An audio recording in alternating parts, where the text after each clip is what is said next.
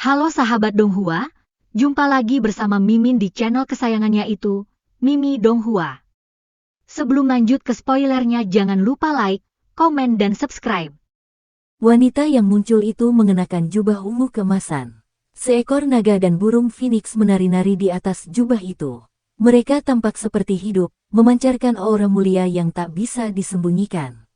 Sosok itu tinggi dan memiliki rambut ungu panjang yang terurai di sekujur tubuhnya seperti air terjun. Rambutnya terurai di pinggangnya yang ramping dan mencapai pantatnya. Banyak mata yang awalnya linglung karena aura mulia Ziyan. Mata mereka berkumpul di tempat di belakangnya. Sepasang sayap ungu emas sepanjang 10 kaki dikepakkan dengan lembut. Sayap phoenix surgawi, tubuh naga kuno. Kegembiraan di wajah Hei King semakin terlihat saat ia melihat sepasang sayap ungu emas di punggung Ziyan. Sesaat kemudian, ia tiba-tiba berlutut di langit. Suaranya yang penuh hormat mengandung rasa pengabdian yang berasal dari hatinya. Salam untuk yang mulia, Kaisar Naga. Salam untuk yang mulia, Kaisar Naga. Setelah Hei King berbicara, para ahli dari Pulau Naga Timur segera berlutut dengan ekspresi liar. Mereka semua memberi salam dengan tertib. Siasa, King Yan, dan para ahli dari pulau lain juga menunjukkan ekspresi yang berbeda saat melihat pemandangan ini.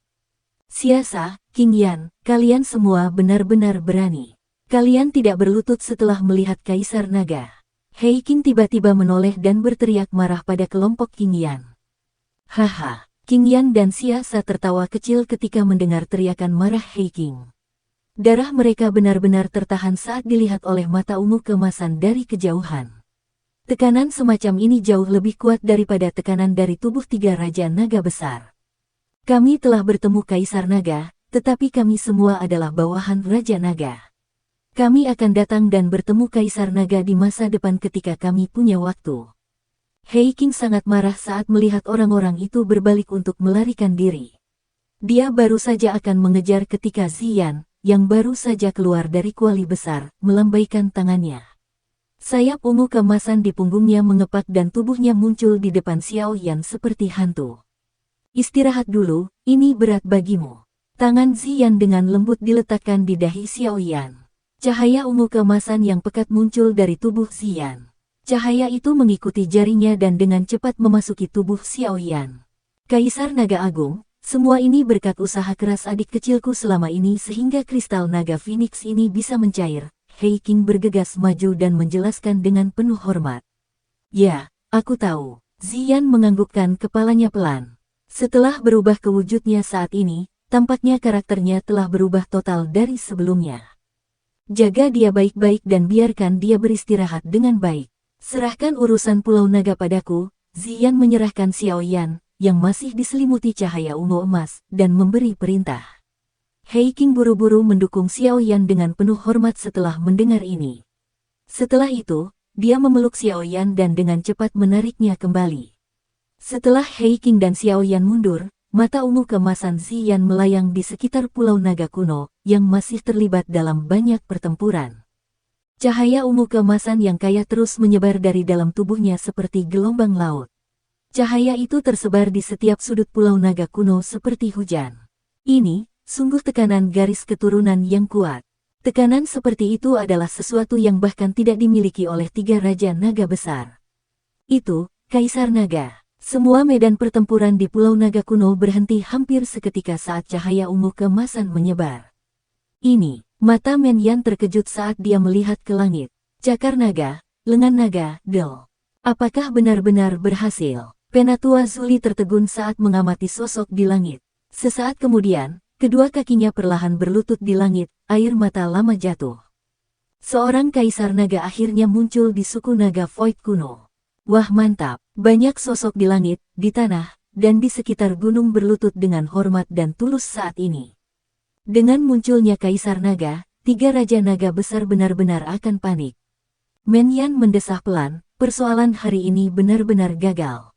Dengan kehadiran Kaisar Naga Agung di Pulau Naga Timur, para elit dari tiga pulau lainnya tidak lagi memiliki kekuatan tempur sedikit pun. Tatapan mata Men Yan juga serius saat ia bertukar pandang dengan Siasa. Seorang anggota suku biasa dari suku Naga Void kuno tidak mampu menyerang Kaisar Naga. Para komandan dari tiga pulau. Pergilah bersama orang-orangmu dalam waktu 10 napas. Men Yan tidak tinggal lebih lama lagi, dia melambaikan tangannya dan memimpin banyak sosok manusia ke ruang kosong di luar Pulau Naga Timur. Orang-orang dari 2 pulau lainnya juga buru-buru mengikuti.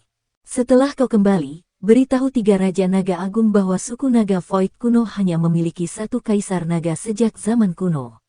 Tidak ada Raja Naga, ketika saatnya tiba, Kaisar ini akan secara pribadi mengambil jejak garis keturunan kerajaan di dalam mereka. Sosok yang diselimuti cahaya ungu keemasan di langit itu kembali berbicara saat para ahli dari 3 pulau melarikan diri ke ruang kosong. Tubuh kelompok Men Yan tanpa sadar bergetar ketika kata-kata ini memasuki telinga mereka. Sosok manusia sedang berbaring diam di tempat tidur. Mata sosok itu yang tertutup rapat tiba-tiba bergetar. Ketika matanya terbuka, sinar matahari yang menyilaukan membuat Xiao Yan mengernyitkan alisnya. Tempat ini adalah... Xiao Yan bangkit dari tempat tidur. Matanya tampak kosong saat mengamati sekelilingnya. Ia teringat bahwa ia seharusnya memurnikan kristal naga Phoenix untuk Xian, dan ia sepertinya teringat bahwa Pulau Naga Kuno telah diserang. Xian. Xiao Yan terkejut saat teringat Xian. Telapak tangannya menekan ranjang. Ranjang yang keras itu berubah menjadi debu. Ia tertegun sejenak. Ia menatap tangannya dengan heran. Saat itu, ia menyadari bahwa kekuatan fisiknya tiba-tiba melonjak. Ini, apa yang terjadi? Sementara Xiao Yan merasa bingung karena perubahan dalam tubuhnya, pintu kamar didorong terbuka. 2 sosok dengan cepat masuk. Mereka bersukacita saat melihat Xiao Yan telah terbangun. Dia tertawa, teman kecil Xiao Yan, kamu akhirnya terbangun. Penatua Suli. Xiao Yan buru-buru bangkit saat melihat lelaki tua itu memasuki ruangan dengan Hei King di belakangnya. Xiao Yan menangkupkan kedua tangannya ke arah mereka berdua dan tersenyum. Haha, teman kecil Xiao Yan tidak perlu bersikap sopan seperti ini. Kau telah memberikan bantuan besar kepada klan Naga Void kuno kami. Kami tidak layak mendapatkan kesopanan seperti itu. Tetua Suli melambaikan tangannya dan tertawa.